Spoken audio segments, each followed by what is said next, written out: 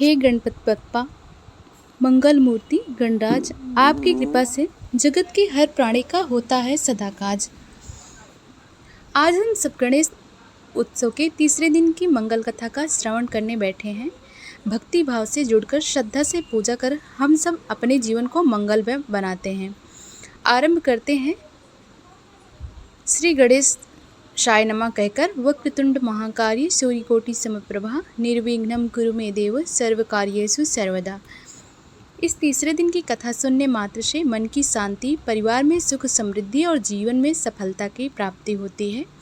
पुराणों में वर्णित है कि भगवान गणेश का स्वरूप आज विशेष रूप से सिंहासनाधीश के रूप में पूजनीय है। वे करुणा और आनंद के साथ भक्तों को वरदान प्रदान करते हैं। कथा प्रारंभ होती है। बहुत समय पहले कैलाश पर्वत पर देवी पार्वती ने भगवान गणेश से कहा, बेटा गणेश, आज तुम्हें तीनों लोकों में भ्रमण कर आना चाहिए। हर जीव, हर प्राणी, हर भक्त को यह अनुभव होना चाहिए कि गणेश उनके जीवन में मंगल लाने वाले हैं। गणेश जी ने विनम्रता से प्रणाम किया और माता की आज्ञा स्वीकार की। वे अपने छोटे से वाहन मूषक पर सवार होकर तीनों लोकों की ओर प्रस्थान करने लगे। सबसे पहले गणपति देव पृथ्वी लोक पर आए। जहाँ जहाँ वे गए वहाँ लोगों ने उनका उत्सव मनाया। गली गली, नगर नगर में मंगल ध्वनि गूंजने लगी, गणपति बप्पा मोरया। भक्तों ने उनके लिए पुष्प अर्पण किए, दीपक जलाए और सच्चे हृदय से उनका स्वागत किया। गणेश जी के दर्शन से सबके मन से भय दूर हो गया। एक छोटे से गांव में एक वृद्धा दंपति रहता था। उनके पास धन नहीं था, वैभव नहीं था, लेकिन उनका हृदय सच्ची श्रद्धा से भरा हुआ था।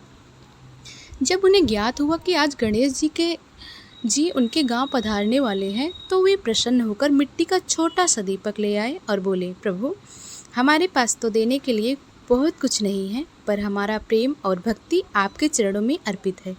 गणेश जी मुस्कुराकर बोले, भक्ति ही सबसे बड़ा धन है। जिस घर में सच्ची श्रद्धा होती है वहाँ मेरा अस्थायी निवास होता है। इतना कहते ही उनका छोटा सा घर रोशनी से भर गया।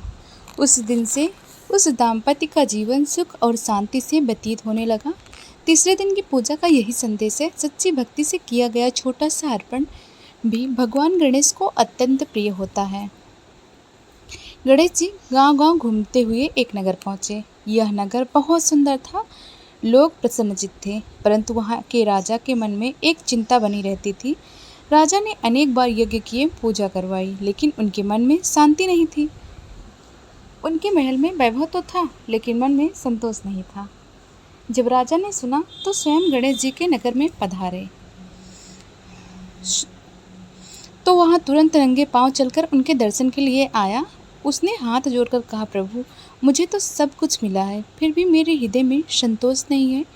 कृपया मुझे मार्ग दिखाइए। गणेश जी ने स्नेह से कहा, हे राजन, संसार के भोग से कभी संतोष नहीं होता। सच्चा सुख तभी मिलता है जब मनुष्य अपने कर्म को धर्म से जोड़ता है और अपनी प्रजा के साथ परिवार की तरह व्यवहार करता है। राजा ने पूछा, हे विघ्नहर्ता, क्या इसका अर्थ यह है कि मेरे जीवन का उद्देश्य केवल प्रजा की सेवा है? गणेश जी बोले, हाँ राजन, राजा वही है जो अपने लोगों को संतान के समान मानता है। तुम्हारे महल के दीप लाखों हैं, परंतु जब तक प्रजा के घर में दीपक ना जले तुम्हारी रोशनी अधूरी है। यह सुनते ही राजा की आंखें खुल गईं। उसने प्रणाम करके वचन दिया कि अब से वह अपनी प्रजा के सुख दुख का ध्यान रखेगा। उस दिन से नगर में नई व्यवस्था बनी, गांव में खुशहाली फैलने लगी। राजा को भी अंततः वह शांति मिली जो वर्षों से उसे नहीं मिल रही थी। तीसरे दिन की कथा हमें यही सिखाती है, धन और वैभव से बड़ा सुख है संतोष और सेवा। गणेश जी आगे बढ़े। वे अब एक छोटे से आश्रम में पहुँचे। वहाँ ऋषि मुनि वेद पाठ कर रहे थे। उन्होंने गणपति बप्पा का हर्षोल्लास से स्वागत किया। ऋषियों ने कहा, प्रभु, आप विद्या और बुद्धि के अधिपति हैं। हमारी साधना तभी पूर्ण है जब आप स्वयं कृपा करें। गणेश जी ने उत्तर दिया, ज्ञान वही है जो दूसरों के कल्याण में आए। जो केवल ग्रंथों तक सीमित रहे वह अधूरा है, परंतु जो व्यवहार में उतरे और समाज का मार्गदर्शन करे वही पूर्ण है। ऋषियों ने प्रणाम किया और प्रतिज्ञा की कि वे अपने ज्ञान का प्रयोग लोगों के जीवन को सरल बनाने में करेंगे। गणेश जी की यह शिक्षा आज भी हर विद्यार्थी, हर शिक्षक और हर साधक के लिए मार्गदर्शक है। इस प्रकार जहाँ जहाँ गणेश जी गए वहाँ वहाँ उन्होंने भक्तों के जीवन में शांति, समृद्धि और संतोष का संचार किया। गणेश जी केवल विघ्नहर्ता ही नहीं बल्कि जीवन को संतुलित और आनंदमय बनाने वाले हैं। गणेश जी नगर से आगे बढ़े, वहाँ उन्होंने कुछ बच्चे को खेलते हुए देखा। बच्चे मिट्टी से छोटे छोटे घर बना रहे थे।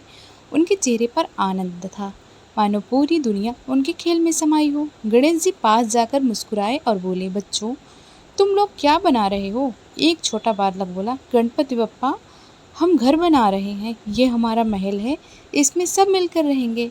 गणेश जी हंसे और बोले, वाह, यही तो जीवन का सार है। घर वही है जहाँ सब मिलकर रहें, जहाँ प्रेम हो, विश्वास हो और आनंद हो। तभी एक बालिका ने पूछा, प्रभु, क्या मिट्टी का घर भी सच्चा घर हो सकता है? गणेश जी बोले, हाँ बेटी, घर ईंट पत्थर से नहीं, दिलों के जुड़ाव से बनता है। जहाँ एक दूसरे का साथ हो वही घर स्वर्ग बन जाता है। यह सुनकर सभी बच्चे आनंदित हो गए। उन्होंने हाथ जोड़कर कहा, प्रभु, आप हमारे खेल में आए, हमारे लिए यह सबसे बड़ा आशीर्वाद है। गणेश जी आगे बढ़े और गृहस्थ के घर पहुँचे। वहाँ एक स्त्री बड़ी श्रद्धा से दीप जला रही थी। उसका पति काम पर जाने के लिए तैयार हो रहा था। स्त्री बोली, प्रभु, हमारा घर छोटा सा है, संसाधन भी सीमित है, परंतु हम प्रतिदिन आपका पूजन करते हैं। क्या हमारी यह साधना भक्ति आपके लिए पर्याप्त है? गणेश जी ने मुस्कुराकर कहा, माता, तुम्हारा हर दिन का दीपक मेरे लिए राजमहल के 1000 दीपकों से अधिक मूल्यवान है। भक्ति का मूल्य धन से नहीं, सच्चे भाव से आंका जाता है। पति ने भी हाथ जोड़कर कहा, प्रभु, मैं दिन रात परिश्रम करता हूँ, कभी थक भी जाता हूँ। कृपया मुझे यह शक्ति दीजिए कि मैं परिवार का पालन सहजता से कर सकूँ। गणेश जी ने आशीर्वाद दिया, जो परिश्रम करता है उसके जीवन में कभी अभाव नहीं रहता। तुम्हारा श्रम ही जीवन तुम्हारी पूजा है और तुम्हारी पत्नी की भक्ति ही तुम्हारे घर का रक्षक कवच है। उस घर में अपार शांति और आनंद छा गया।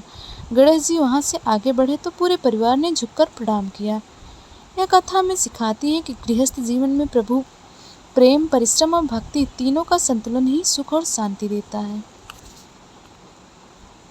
आगे चलते चलते गणेश जी एक साधक के आश्रम पहुँचे। वह साधक वर्षों से तपस्या कर रहा था। उसके मन में एक प्रश्न था, मैंने बहुत साधना की, परंतु अब तक मुझे परम सत्य का बोध क्यों नहीं हुआ?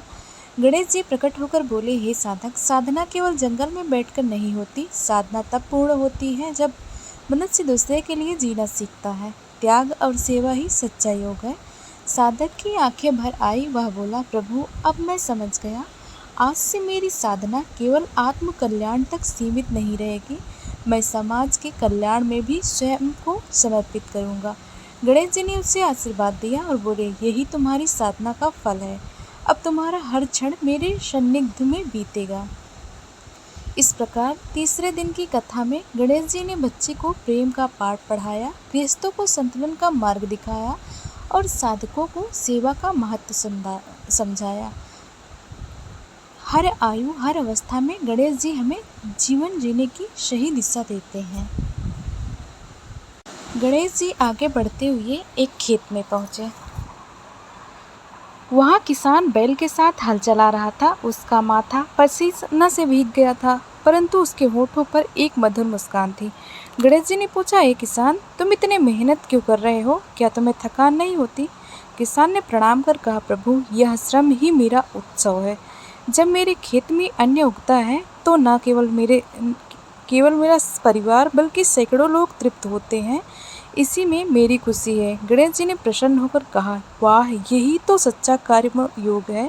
तुम्हारा श्रम ही मेरी पूजा है, तुम्हारी मेहनत। प्रिय भक्तों, अगर यह कथा आपको पसंद आई हो तो वीडियो को लाइक करें, चैनल को सब्सक्राइब करें और बेल आइकन दबाना ना भूलें